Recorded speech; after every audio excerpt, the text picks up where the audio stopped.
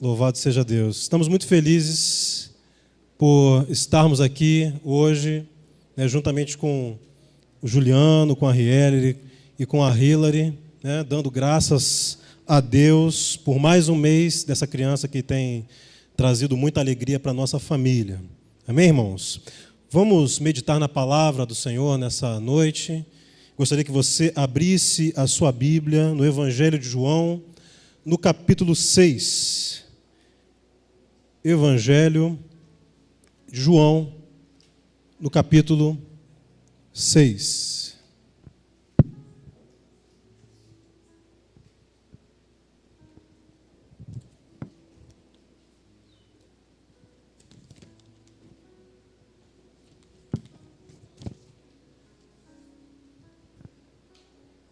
Nós estamos hoje aqui reunidos para dar graças pela vida da Hilary, mas não somente por isso, mas para dar graças porque Deus tem providenciado para nós tudo aquilo que nós precisamos.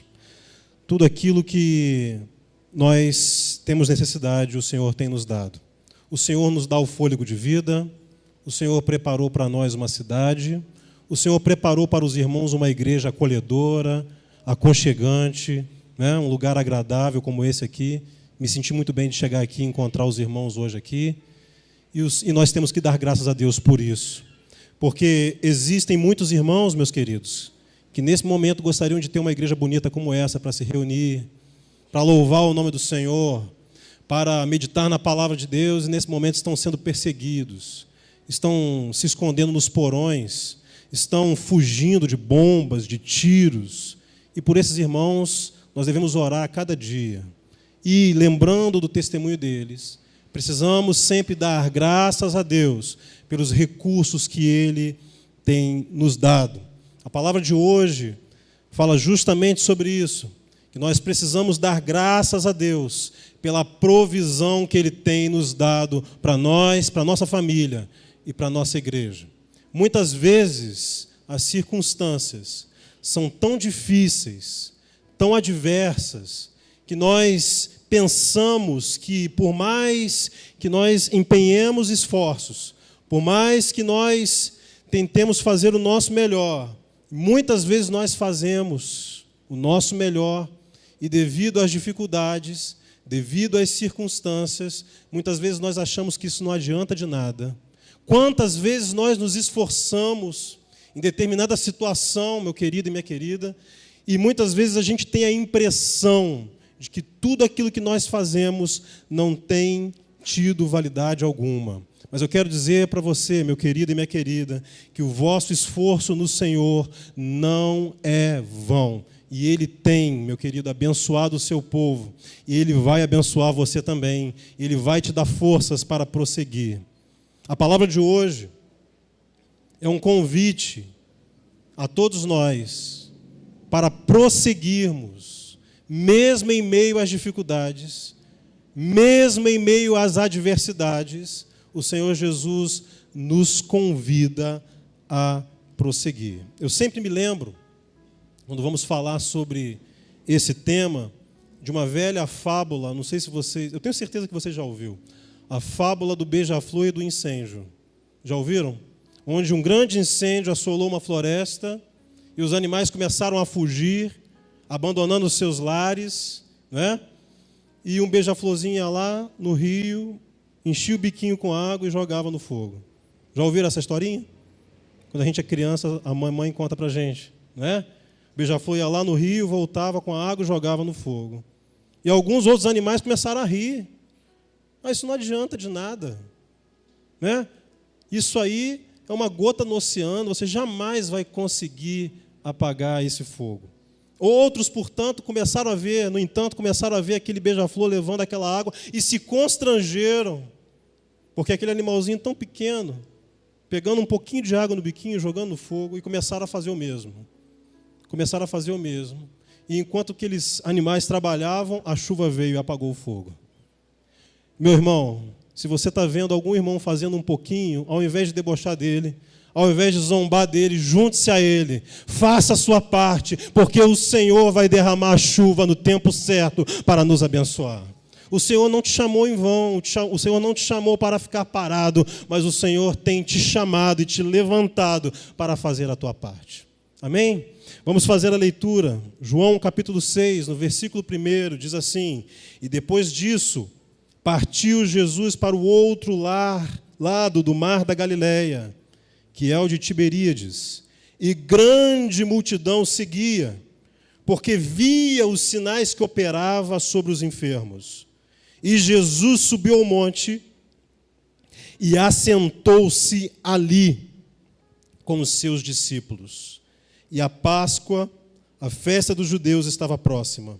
Então Jesus, levantando os olhos e vendo que uma grande multidão vinha ter com ele, disse a Filipe: onde compraremos pão para esses comerem? Mas dizia isso para o experimentar, porque ele bem sabia o que havia de fazer. Filipe respondeu-lhe: 200 dinheiros de pão não lhes bastarão, para que cada um deles tome um pouco. E um dos seus discípulos, André, irmão de Simão Pedro, disse-lhe: está aqui um rapaz que tem 5 pães de cevada e 2 peixinhos. Mas o que é isso para tantos? E disse Jesus: mandai assentar os homens. E havia muita relva naquele lugar. Assentaram-se, pois, os homens em número de quase 5.000. E Jesus tomou os pães e, havendo dado graças, repartiu-os pelos discípulos, e os discípulos pelos que estavam assentados, e igualmente também dos peixes, quanto eles queriam. E quando estavam saciados, disse aos seus discípulos: recolhei os pedaços que sobejaram, para que nada se perca. Recolheram-nos, pois, e encheram 12 cestos de pedaços dos 5 pães de cevada que sobejaram aos que haviam comido. Vendo, pois, aqueles homens o milagre que Jesus tinha feito, diziam: este é verdadeiramente o profeta que devia vir ao mundo. Curve a sua cabeça. Deus Todo-Poderoso, santo é o teu nome, gloriosa é a tua presença nesse lugar. Nós te damos graças pela tua palavra, te damos graças porque o teu Espírito Santo nos ilumina e nos fala aquilo que tu queres nos comunicar nessa noite. Ó Senhor, que os nossos ouvidos estejam bem atentos à tua voz nessa noite. Ó Deus, porque só tu tens as palavras de vida eterna. Para onde iremos nós, Senhor? Ó Senhor, se só tu tens essas palavras. Ó Deus, que essas palavras possam achar morada no nosso coração nessa noite. E que nós sejamos abençoados, não pelas minhas palavras, mas pela tua voz nessa noite. Em nome de Jesus. Amém. Meus irmãos, eu comecei esse sermão de hoje com uma fábula infantil tão singela e tão comum e tão conhecida por todos nós, porque esse texto é um texto tão comum, é um texto tão conhecido, um texto muito pregado, um texto muito lido, sobre o qual músicas foram escritas sobre essa passagem, onde Jesus multiplica os pães de um rapazinho que trouxe 5 pãezinhos e 2 peixes. Essa palavra, apesar de muito lida, muito explanada, muito pregada, muito conhecida, as crianças já ouvem essa história desde as classes mais baixas da escola bíblica dominical. Nós ouvimos, aprendemos, mas ela tem riquezas muito profundas. E eu gostaria, e eu tenho certeza, não tenho a pretensão de esgotar esse tema, mas eu tenho certeza de que, se você ficar atento, o Espírito Santo de Deus vai falar ao teu coração nessa noite. Primeira coisa que eu gostaria de mencionar com vocês era o momento do Senhor Jesus, quando essa passagem se operou.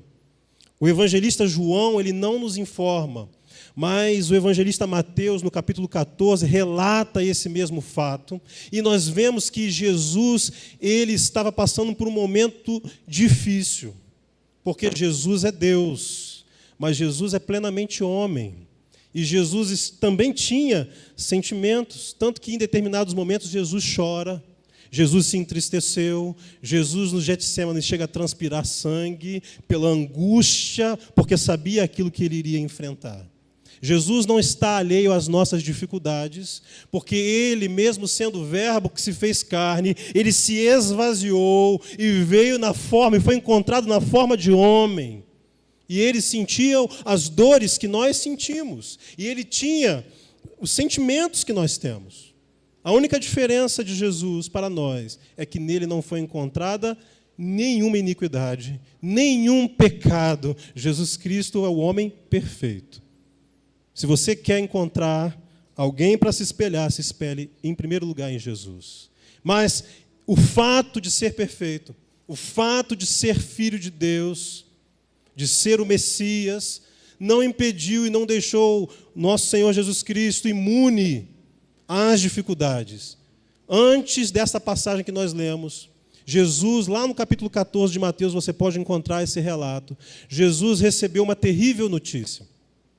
Jesus recebeu a notícia de que João Batista, aquele que veio ser o seu precursor, obrigado, irmão, havia sido preso e, a pedido da filha de Herodias, foi decapitado e a sua cabeça entregue por Herodes numa bandeja.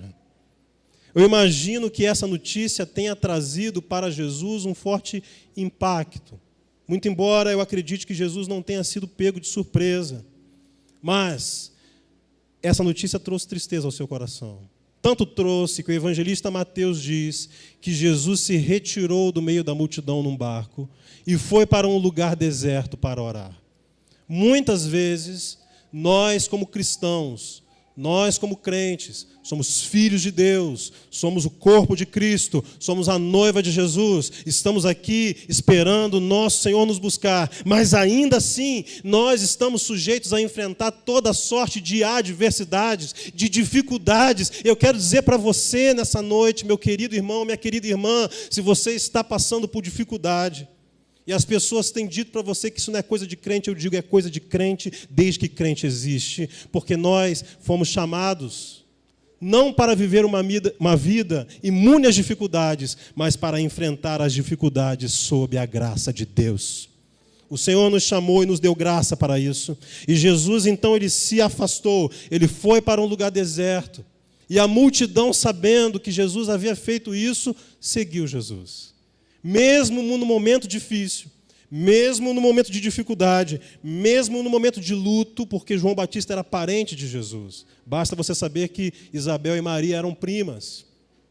Ou em algumas traduções dizem que elas eram irmãs, mas mais provavelmente elas eram primas, né?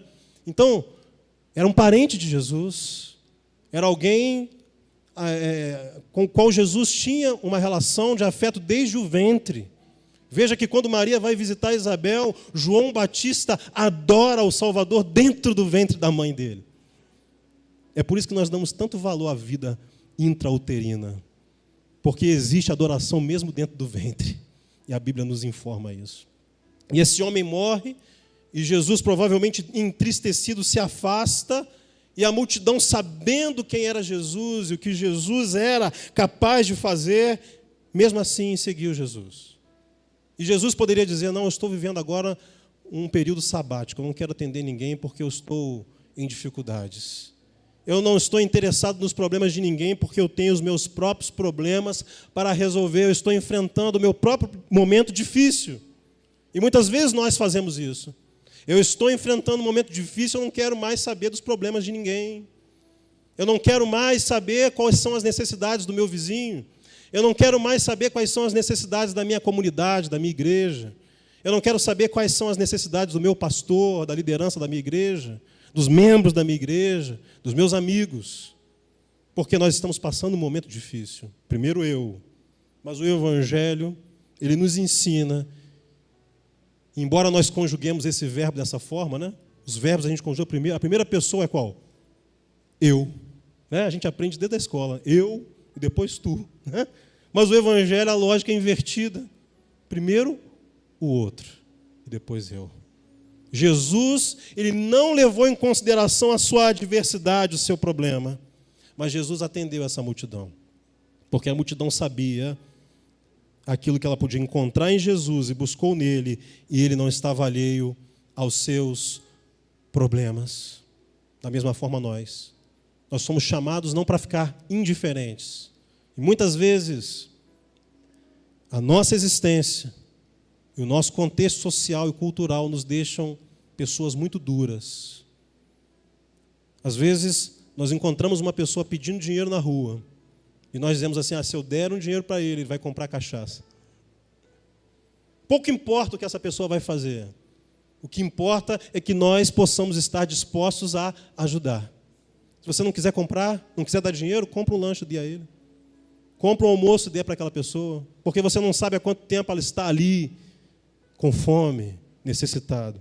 E quando nós fazemos isso por alguma pessoa necessitada, Jesus Cristo nos informa que nós estamos fazendo por Ele mesmo. Como assim, Cleiton? Jesus diz: olha, vocês me viram com fome e vocês me deram comida. Vocês me viram com sede e vocês me deram bebida. Vocês me viram preso e vocês foram me visitar. Vocês me viram nu e vocês me vestiram. Mas quando, Jesus, que nós vimos nessa situação? Aí, qualquer coisa que vocês fizerem para os meus pequeninos, vocês estão fazendo para mim. Deus tem te abençoado com um emprego? Amém? Deus tem te abençoado com uma família? Deus tem te abençoado com uma casa para morar, por mais simples do que seja? Se Deus tem feito isso, meu irmão, use os recursos que Deus tem te dado para abençoar quem está próximo de você. É para isso que Deus tem te abençoado. Deus não nos abençoa para que nós acumulemos riquezas, mas para que nós possamos repartir. Mesmo em momentos de dificuldade, essa verdade, ela deve ser a tona da nossa caminhada. Meus irmãos, as crises não podem nos paralisar. Muitas vezes as crises, elas têm essa capacidade de nos deixar parados, de nos deixar com medo, de nos fazer parar a nossa caminhada, parar aquilo que Deus projetou para a nossa vida. Mas nós aprendemos com o nosso Senhor Jesus Cristo que mesmo em momentos de crise é possível ser bênção. Mesmo no meio do deserto é possível ver a mão de Deus operando. O povo estava onde? No deserto, né? Havia saído do Egito. Estavam reclamando com Moisés. Moisés, lá no Egito a gente tinha cebola. Lá no Egito a gente tinha sepultura para ser enterrado. Por que que você nos trouxe, Moisés, para morrer neste deserto? Ora, meus irmãos, o povo estava no deserto, mas o maná caía do céu para alimentar. E eles enjoaram do maná e reclamaram do maná. O Senhor enviou aves para que eles pudessem comer carne. No deserto não tem muita água, e jorrou água da rocha para que o povo pudesse saciar a sua sede.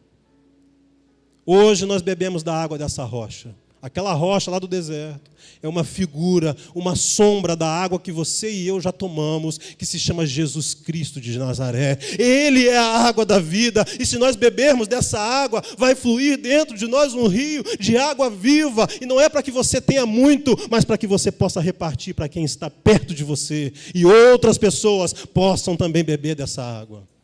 A crise não pode te paralisar. Jesus nos advertiu a respeito das crises. Você e eu não estamos enganados. No Evangelho de João, o mesmo que nós lemos, no capítulo 16, no versículo 33, Jesus diz assim: eu tenho-vos dito isso, para que em mim tenhais paz. No mundo tereis aflições, mas tende bom ânimo, eu venci o mundo. Você crê nessa palavra? Diga amém nessa noite.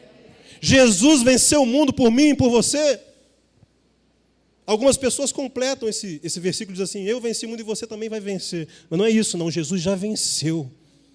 A Bíblia diz que nós já somos mais do que vencedores em Cristo Jesus. Nele, meus irmãos, nós somos vencedores. Através dele, nós podemos vencer as aflições.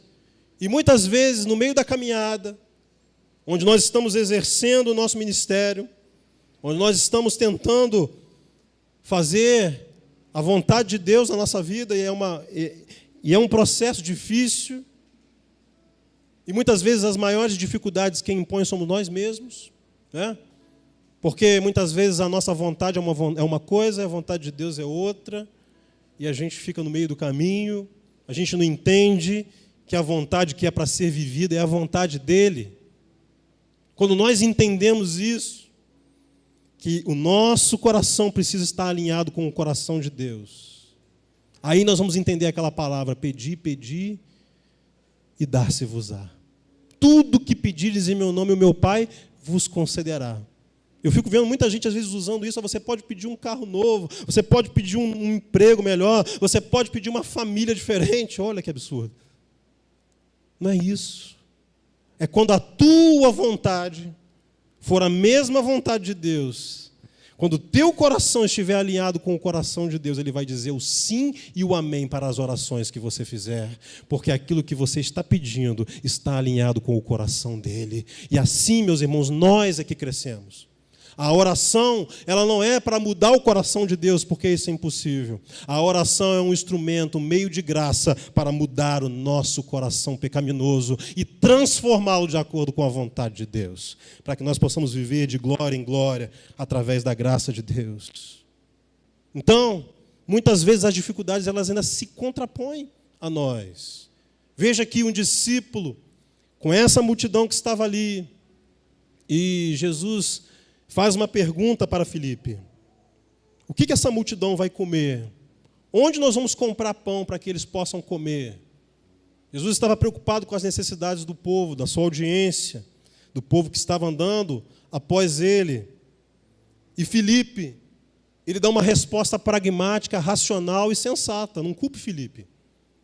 Filipe vai dizer o seguinte: olha, 200 dinheiros ou 200 moedas de prata ou 200 denários, depende da tradução que você tem aí, não serão suficientes para alimentar essa multidão. Então, a gente fazendo uma conta hoje, mais ou menos, para os dias de hoje, um dinheiro, um denário, é o valor que um trabalhador comum recebia por um dia de trabalho, né? Naquela época.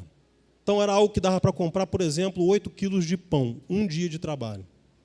Hoje, um dia de trabalho vale mais, se um trabalhador ganha em média aí um salário mínimo, trabalhador comum, a maioria dos brasileiros ganha em média isso, ou até menos, dá mais ou menos R$40, né? Então você multiplica aí, R$40 vezes 100, 400, não sou muito bom de matemática não, Rose.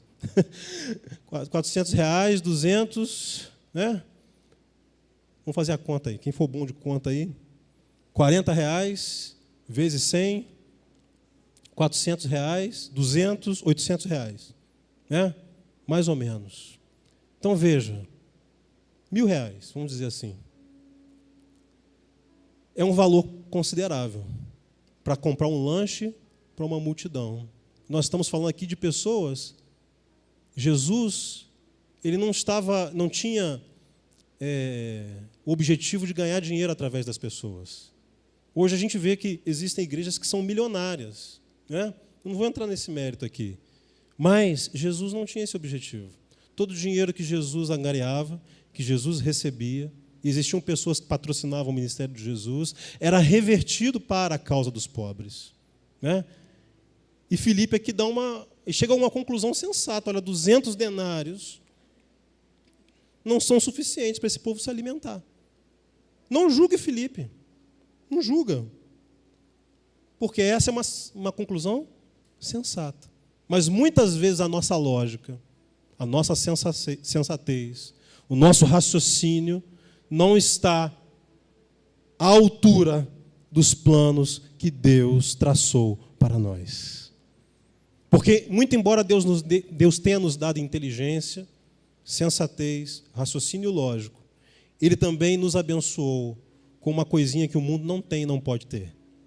O Senhor nos deu duas letrinhas: fé. O que Efésios capítulo 2, verso 8 nos diz? Pela graça sois salvos, mediante a fé.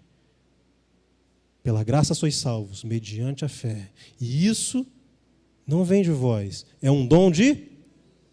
A fé é um dom de... É Deus que nos dá. É por isso que a igreja de Jesus precisa enxergar as adversidades de uma forma diferente daquela que o mundo vê. Nós precisamos olhar para as situações difíceis de uma forma totalmente diferente do que o homem natural vê, porque eles olham conforme as vistas, conforme os olhos naturais. Você e eu recebemos a fé, um dom de Deus, e os nossos olhos espirituais estão abertos. Quando a gente olha uma situação de dificuldade, é uma oportunidade para que a provisão de Deus possa também se manifestar. Muitas vezes nós dizemos que os nossos recursos são pequenos. Eu sempre me lembro de um programa que passava, antigamente quando eu era mais novo, eu assistia a Rede Globo de televisão, agora eu não assisto mais. Muito dificilmente. Mas tinha um programa que passava no domingo de manhã, que era muito bom, chamava Pequenas Empresas, Grandes Negócios. Muito bom esse programa. Eu acordava cedo para ver aquilo, não sei porquê, mas eu gostava.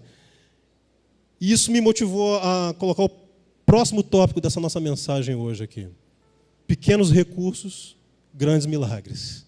Onde tem pequenos recursos, Deus opera grandes milagres. Onde a gente só enxerga uma rocha, o Senhor faz jorrar água. Onde a gente só enxerga um deserto, o Senhor faz cair o pão do céu. Onde a gente só enxerga o mar vermelho, o Senhor abre o mar para que o povo possa passar. Amém? E nesse aqui, quais são os pequenos recursos? 5 pães e 2 peixes. 5 pãezinhos e 2 peixes. E quantas pessoas estavam ali? A palavra do Senhor nos informa que é cerca de 5.000 homens, mais mulheres, mais crianças. Então vamos fazer uma estimativa ali de 10.000 pessoas, ou mais, precisando ser alimentadas por Jesus. E o que ele tinha? 5 pães e 2 peixes. Pouquíssimo recurso, né? Muitas vezes nós olhamos para os nossos recursos e nós dizemos, eu não sei falar, eu não sei fazer, a minha igreja é pequena, tem poucos recursos, eu tenho poucos talentos à disposição, eu tenho poucas pessoas para trabalhar comigo, e a seara é muito grande. Jesus nos ensinou sobre essa seara. Olha como os campos estão brancos, a seara está pronta para a colheita. O que foi que Jesus nos ensinou a fazer nessa situação?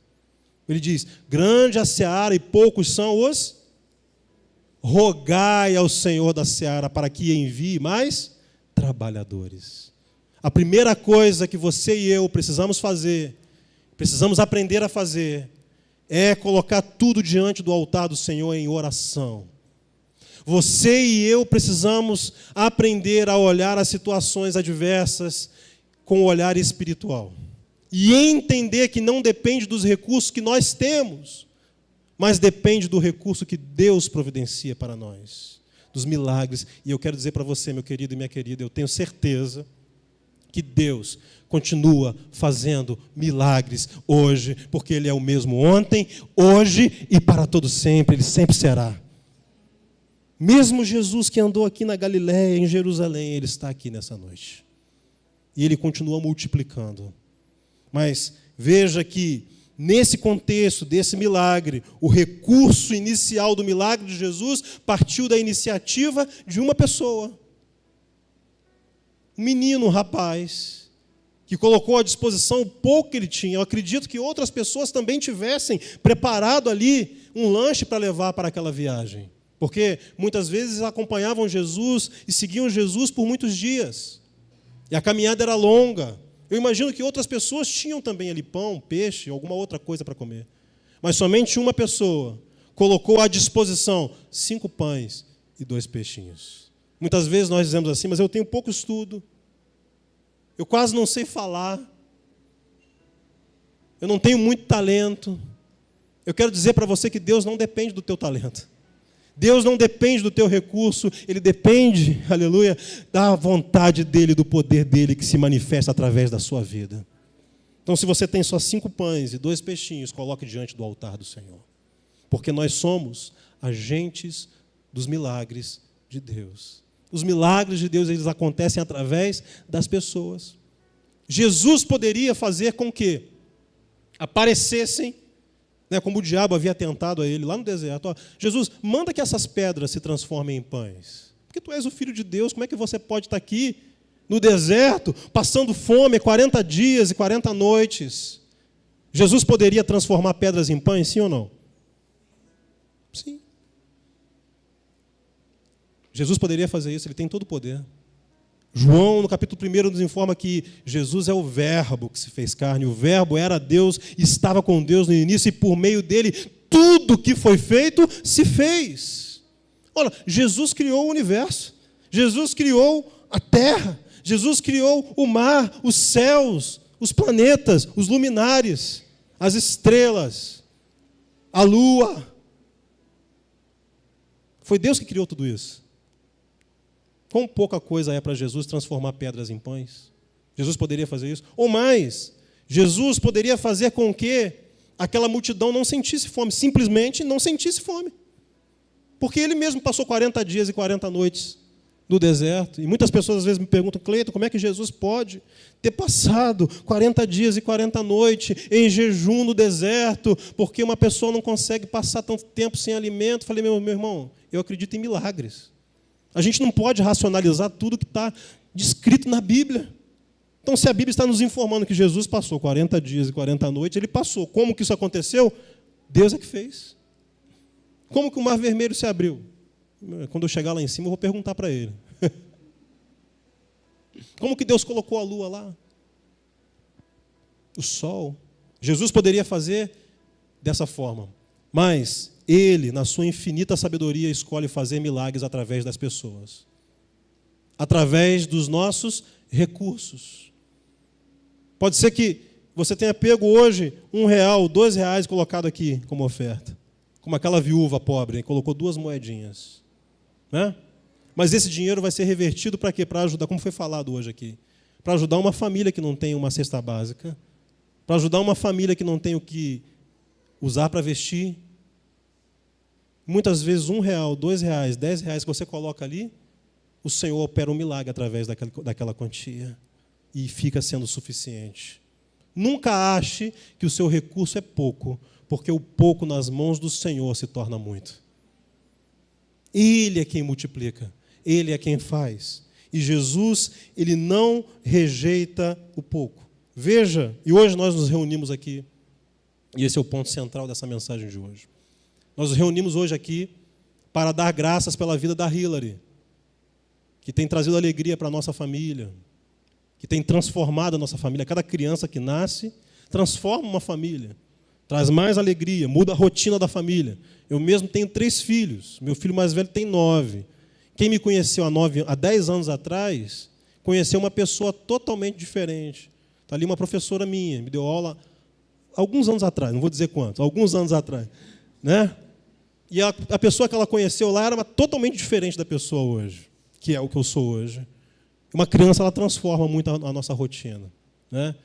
E eu tenho 3 filhos, talvez por isso eu tenha hoje menos cabelo, enfim, as coisas vão acontecendo, né? E a Hillary transformou a rotina da casa dela, da nossa família, mas cada sorrisinho que essa menina dá, né? Vale a pena cada noite em claro que os papais passam, né? Por quê? Porque uma criança que chega é a bênção de Deus sendo derramada sobre uma família, traz alegria, traz paz, traz plenitude. E nós nos alegramos com isso. Ela é tão pequenininha e traz tanta alegria para nós. Aqui, poucos recursos, Jesus não rejeita. Versículo 11, Jesus tomou os pães. E o que Jesus fez? Reclamou? Versículo 11, tomando os pães, Jesus dando graças. Você tem poucos recursos na sua mão? Dê graças a Deus. Porque existem pessoas que têm menos recursos que você. Eu sempre me lembro de uma história de um missionário. Eu vou puxar sardinha para o lado congregacional, não, porque eu sou congregacional, mas a Igreja Batista também tem uma grande importância nesse nosso país e no mundo inteiro, né? Mas eu vou trazer para vocês uma história que talvez você não conheça, porque é muito contada no meio congregacional. Mas o fundador da Igreja Congregacional no Brasil se chamava Robert Calley. Ele era um médico escocês. Em um determinado momento da sua vida, ele já não cria mais em Deus. Exercia a medicina. Em um determinado momento, ele visita uma senhora numa choupana, numa casinha bem pobre, para fazer uma visita médica àquela pessoa. E estando lá, visitando essa mulher, com pouquíssimos recursos, uma condição bem precária, ela pede a ele que vá até um outro cômodo para pegar um alimento que estava sobre a mesa. Quando ele chegou nesse outro cômodo, ele percebeu que a única coisa que aquela mulher tinha para comer era um pedaço de pão velho, duro. Sabe aquele pão que a gente joga fora, que a gente dá para o cachorro? Aquele pão que a gente não come, porque já está há 3 dias lá no armário, estava muito mais duro do que isso. Ela só tinha aquilo. E aquele homem constrangido, era um médico, pegou aquele pedaço de pão, meio que sem entender, levou para aquela senhora que estava acamada. Quando ela pegou esse pão, ela levantou aos céus e disse: Senhor, eu te agradeço por esse alimento que o Senhor preparou, aleluia, para me sustentar no dia de hoje. E eu me alegro por isso, e se alimentou. E esse testemunho foi tão impactante, esse fato foi tão impactante na vida desse homem, que ele voltou ao Evangelho, se tornou um pastor, e se tornou um missionário, e fez com que o reino de Deus crescesse através da vida dele. Meus irmãos, às vezes nas pequenas coisas nós podemos ver a mão de Deus agindo. Nos pequenos fatos do cotidiano nós podemos ver Deus agindo. Os pequenos fatos do cotidiano nos mostram a nossa insuficiência. E quanto mais nós entendemos que somos insuficientes, mais a provisão divina se manifesta na nossa vida. Paulo chegou a dizer em 2 Coríntios, no capítulo 12, no versículo 10. Gostaria que você abrisse aí a sua Bíblia, se for possível. 2 Coríntios, capítulo 12. Irmão, eu tenho até que horas? Amém. Amém. Vai dar tempo. 2 Coríntios, capítulo 12, no verso 10. Olha que loucura que Paulo vai dizer.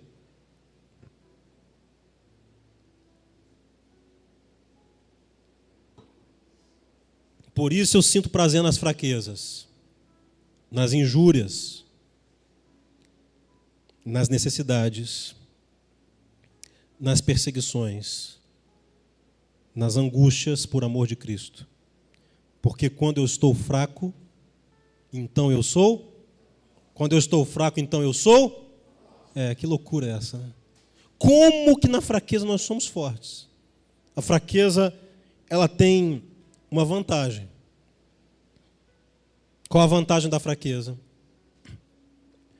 É nos mostrar a nossa incapacidade, nos mostrar a nossa insuficiência, nos mostrar o quanto nós somos incapazes de prover o nosso presente e o nosso futuro.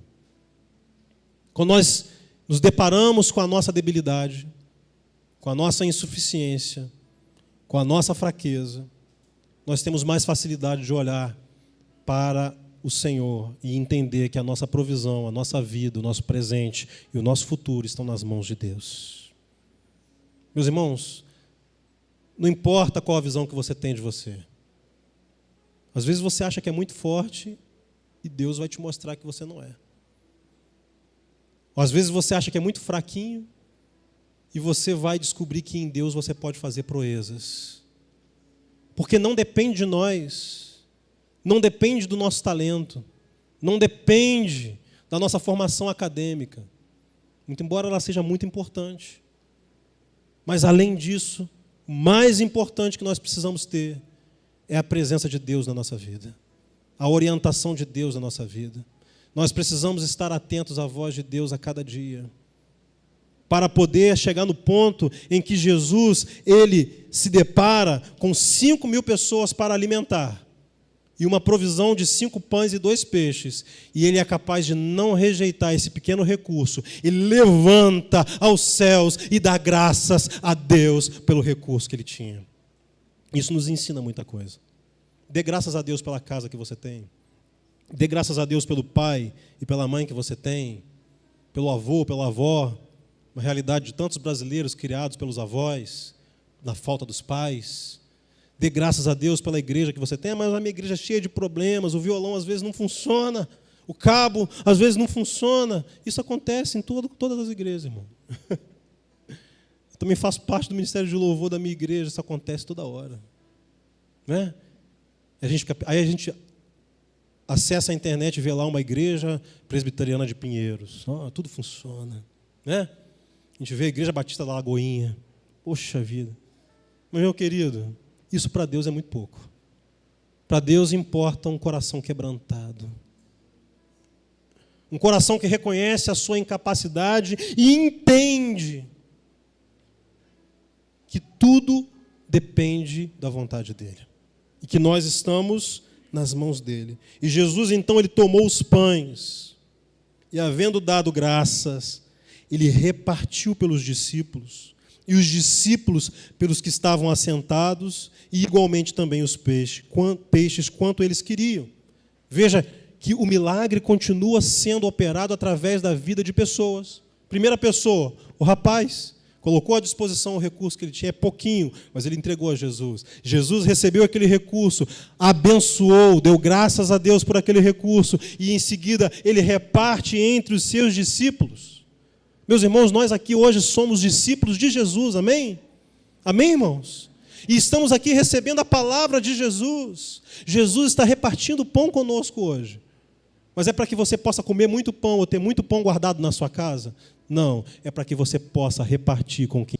Isso que Jesus faz aqui é o que ele continua fazendo. Jesus é o mesmo, ontem e hoje.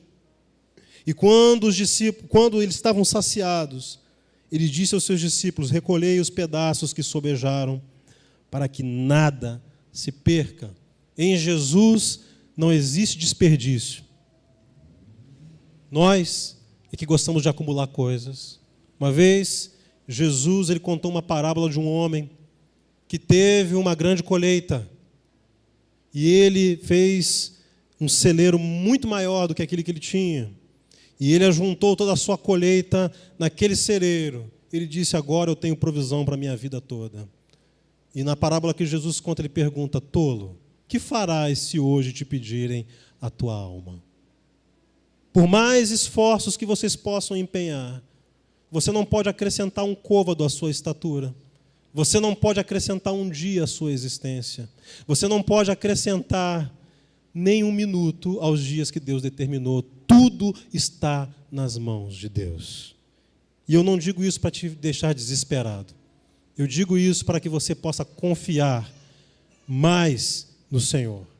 Porque estar nas mãos dEle é melhor do que estar nas nossas próprias mãos. Porque Ele sabe o que faz. Nós achamos que sabemos. A palavra do Senhor nos diz que os caminhos de Deus, eles são mais elevados do que os nossos. Os planos de Deus são mais excelentes do que os nossos. O grande problema é que muitas vezes nós queremos fazer com que os nossos planos se concretizem.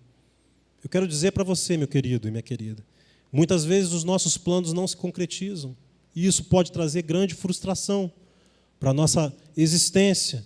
Muitas vezes você sonha abrir um negócio, você abre um negócio, burocracia, muitas vezes você não consegue abrir, né? Ou quando abre, ele fecha. Muitas vezes você planeja fazer uma faculdade, você não consegue. Eu mesmo só consegui ingressar na faculdade que eu gostaria de fazer aos 28 anos de idade. Né? Isso trouxe frustração para a minha vida durante muito tempo. Mas eu entendi que mesmo os momentos de frustração, melhor dizendo, eles me fizeram crescer.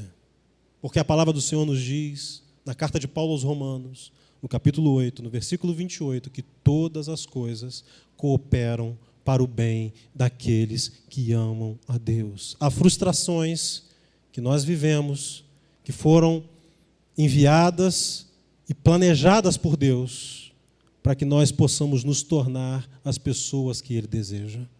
Muitas vezes Deus faz com que nossos planos sejam frustrados, para que nós entendamos que os únicos planos que não podem ser frustrados são os planos do Senhor. Isso está lá no livro de Jó, no capítulo 42, no verso 2.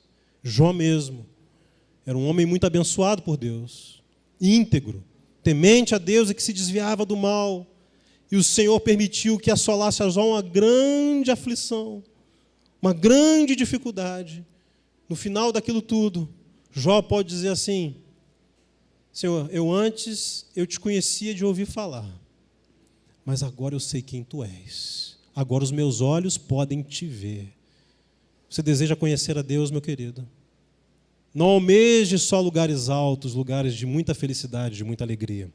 É claro que ninguém quer dificuldade, mas elas virão. Elas virão, em alguma medida. Mas não fique desanimado, porque o Senhor é contigo e Ele nos dá graça para enfrentar as dificuldades, os problemas, e Ele nos faz crescer em meio aos desertos. Amém, irmãos? Meus irmãos, que Deus possa te abençoar com essa palavra, que essa palavra possa achar morada no teu coração, assim como tem me abençoado enquanto eu estava preparando essa palavra me abençoou, que ela possa te abençoar também, e que você possa entender que mesmo que você se ache incapaz, mesmo que você ache que os seus recursos são poucos, quando nós colocamos os nossos poucos recursos nas mãos de Jesus Cristo, grandes coisas podem acontecer através das nossas vidas. Amém? Eu quero agradecer ao Juliano e a Riele pelo convite, aos líderes da igreja, né, pela confiança, né, de estar aqui. Confesso que fico um pouco nervoso, porque estar diante da noiva de Cristo é uma grande responsabilidade, né? Assumir essa tribuna é uma grande responsabilidade, mas eu espero que, apesar da minha incapacidade, o Espírito Santo de Deus possa ter falado ao teu coração. Amém? Que Deus vos abençoe, em nome de Jesus. Amém. Deus abençoe, irmão. Quero convidar aqui o pastor Ítalo e também toda a família, o Juliano, a Rielere, toda a família, para estar aqui na frente.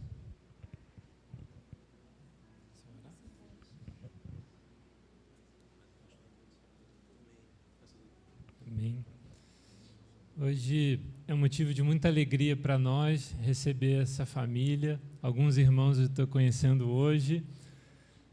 O Juliano e a família foram daqui, voltaram, graças a Deus, quando eu estava, e hoje nós estamos aqui para celebrar o que Deus pode fazer através de uma família abençoada. Que palavra abençoada.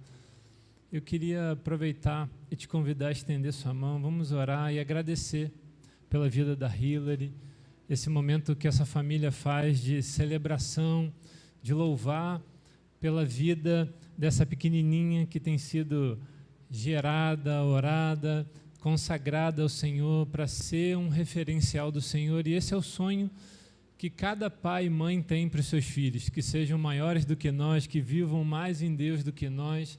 E vamos orar por essa família, consagrando essa família ao Senhor, nossa família ao Senhor também.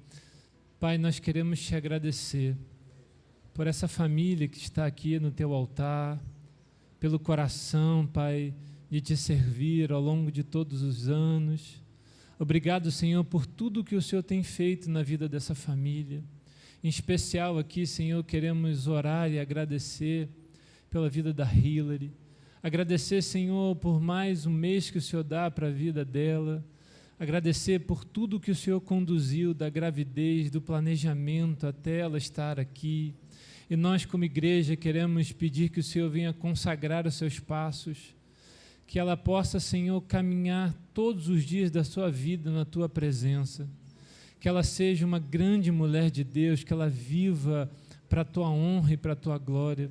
Nós te pedimos, Senhor, abençoe essa família que está aqui, que eles possam ser o esteio, que eles possam ser e continuar sendo o alicerce, Senhor, para ajudar no crescimento, no referencial, no exemplo para a Hilary.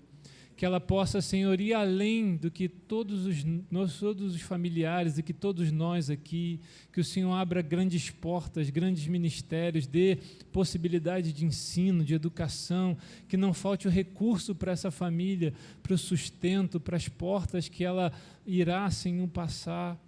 Que o Senhor possa cuidar de cada detalhe, de cada sonho. E eu te peço, Senhor, que o Senhor venha surpreender essa família, que eles possam viver da boa, perfeita e agradável vontade do Senhor. Eu estendo, Senhor, essa oração para cada família que está aqui reunida, que o Senhor abençoe nossos filhos, que abençoe os sonhos, Pai, de cada família, de ver os seus filhos e cada parente na Tua presença. Em especial, nós pedimos, Senhor, que esse ano ainda, aqueles familiares nossos que não Te conhecem, que não se renderam a Ti, possam ser tocados por Ti, possam ter o entendimento aberto para a Tua palavra, para o Teu chamado. Nós queremos viver uma família consagrada a Ti. Muito obrigado, Senhor, por tudo, em nome de Jesus, Pai. Amém. Amém. Ela quer o microfone. Ela vai pregar. Vai ser pastora. A Hillary, ela convida todos os irmãos para estarem celebrando com a Hillary, comendo um bolinho, que na verdade é um bolão, né? Que lá na cantina nós vamos estar, ela vai tirar foto lá com os irmãos, também com toda a família. Então, todos os irmãos estão convidados a estarem conosco. Lembrando, irmãos, que dia 25 nós teremos culto aqui na igreja. Então, todas as células provavelmente já entraram de férias, né? Mas as células precisam trazer alguma coisa no dia 25, que nós vamos estar nos reunindo. E crente, que é crente bom, se reúne para comer, né? Então, nós vamos estar trazendo algo especial, né? Pode ser que os irmãos saibam fazer algo maravilhoso, ou pode ser que os irmãos saibam comprar algo maravilhoso. No meu caso, é a segunda opção, né? Então, nós vamos estar no dia 25 aqui, nos reunindo para confraternizar. Nós sabemos que, assim, durante o dia, nós vamos estar com a nossa família, né? Nós já vamos estar nesse negócio de comida e tal, né? Mas sempre cabe mais um pouquinho, né, irmãos? Então, assim, a gente vai trazer algo leve, né? Só para não passar em branco, né? Geralmente, a gente faz ceia aqui. Só que dia 25 a gente já está cansado de cear. Então, a gente só vai trazer mesmo algo assim, para não passar em branco. Amém? E dia 1º nós vamos estar agradecendo ao Senhor por esse ano que está passando, né? Que vai passar, e agradecer ao Senhor pelas bênçãos que virão em 2023. Porque só aquele que tem fé canta antes da vitória. Então, nós vamos agradecer ao Senhor no dia 1º por tudo que Ele vai fazer na nossa vida e entregar esse ano de 2023. Amém? Eu te convido a estar aqui conosco nesse dia. Queridos, vamos orar. Senhor, muito obrigado por essa noite maravilhosa. Obrigado por cada vida que está aqui, por cada um que nos acompanha online. Muito obrigado por tudo que o Senhor fez nesse lugar, pela palavra, pelo louvor, por tudo que o Senhor acrescentou aos nossos corações. Eu te peço, Senhor, nos leva para casa debaixo da Tua graça e segurança, nos dê uma noite de sono abençoada. Prepara, Senhor, essa segunda-feira, essa semana de trabalho, que toda essa semana, Pai, que iniciará seja consagrada a Ti. É o que nós te pedimos e te agradecemos em nome de Jesus. Amém. Amém, querido, Deus te abençoe e vamos nos confraternizar lá embaixo, em nome de Jesus.